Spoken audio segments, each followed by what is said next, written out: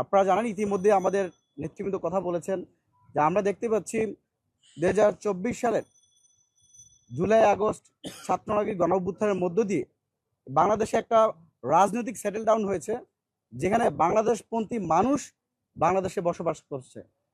যারা বিনদেশি তাবেদারি করত, যারা এদেশের বুকে হত্যা, গুম, ধর্ষণের স্বর্গরাজ্যে পরিণত করেছিল, সেই শেখ হাসিনাকে কিন্তু বাংলাদেশ থেকে মানুষ উৎখাত করেছিল। যার ধারাবাহিকতায় শেখ হাসিনাকে তার জীবন বাঁচাতে হেলিকপ্টার করে পালাতে বাধ্য হয়েছিল। কিন্তু আবার আজকে আমরা কথা বলছি জুনের 9 তারিখ 2024 সালের 5ই জুন হাইকোর্ট থেকে কোটা পুনর্বহালের প্রতিবাদে যে আন্দোলন শুরু হয়েছে, সেই একই মাস 2 বছরের মধ্য দিয়ে মাথায় এসেই আমরা শুনতে হয়, দেখতে হয় সেই সন্ত্রাসী সংগঠন ছাত্রলীগ, আওয়ামী লীগ আবারও পুরো বাংলাদেশকে অস্থিতিশীল করার চেষ্টা করছে, বিভিন্ন জায়গায় হামলা করার চেষ্টা করছে, বিপ্লবী ছাত্র জনতাকে রক্তাক্ত করার চেষ্টা করছে। বাইকের অতিরিক্ত খরচে চিন্তিত? নিয়ে আসুন রাইডো, মাসের খরচ মাত্র 300 টাকা।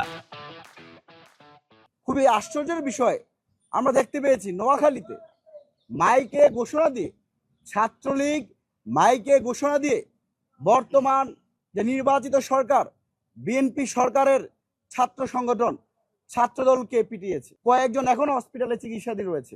দুঃখ লাগে, একটা নির্বাচিত সরকার আছে, নিষিদ্ধ সংগঠন কিভাবে এত সাহস পায় যে ছাত্রদলের নেতাকর্মীকে আহত করার। কিন্তু পরবর্তীতে আমরা দেখতে পেলাম কয়েক হাজার নেতাকর্মী ছাত্রলীগ একসাথে হয়েছে, পুলিশকে নামে মাত্র ক্লোজ করা হয়েছে, প্রত্যাহার করা হয়েছে।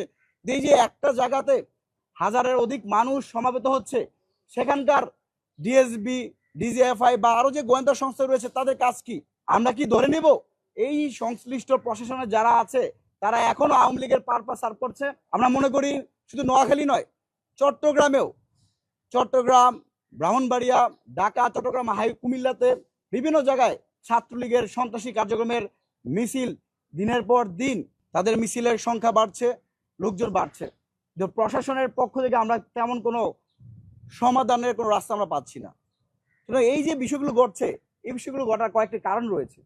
আপনাদেরকে যদি আমরা স্পষ্ট করে বলি, অন্তর্বর্তীকালীন সরকার ক্ষমতা থাকা অবস্থায় আমাদের সকলের দাবির প্রেক্ষিতে অনেকগুলো মানুষ মারা গেছে। আমরা 2000 অধিক শহীদের কথা বলছি, 30,000 আহত পঙ্গু যোদ্ধাদের কথা বলছি, প্রায় 300-র মতো অধিক ছাত্র জনতা যাদের অনেকের এক পা চলে গেছে, অনেকের এক হাত নাই, অনেকে চিরতরে 2 চোখ হারিয়ে ফেলেছে। এদের দাবির প্রেক্ষিতে কিন্তু ইন্টারিম সরকার শেখ হাসিনাকে ফাঁসির একটা রায় দিয়েছিল। সাবেক স্বরাষ্ট্রমন্ত্রী আসাদুজ্জামান খান কামালের একটা রায় এসেছিল। কিন্তু আমরা দেখেন গত যে 3 মাস 4 মাস, আজকে 101তম দিন বিএনপি সরকারের 101তম দিনে এসে আমরা কোথাও মিডিয়ার, কোথাও আন্তর্জাতিক অপরাধ ট্রাইব্যুনালে কোথায় কি বিচার হচ্ছে? এতগুলো যে মামলা হলো, কোন মামলা কোনো অগ্রগতি আমরা দেখতে পাচ্ছি না। সরকারিভাবে যখন এই সন্ত্রাসীদের বিরুদ্ধে ব্যবস্থা নেওয়া হচ্ছে না, তখন কিন্তু স্বাভাবিকভাবেই আওয়ামী লীগের উৎপাত, তৎপরতা, সন্ত্রাসী কার্যক্রম হওয়ার স্বাভাবিক।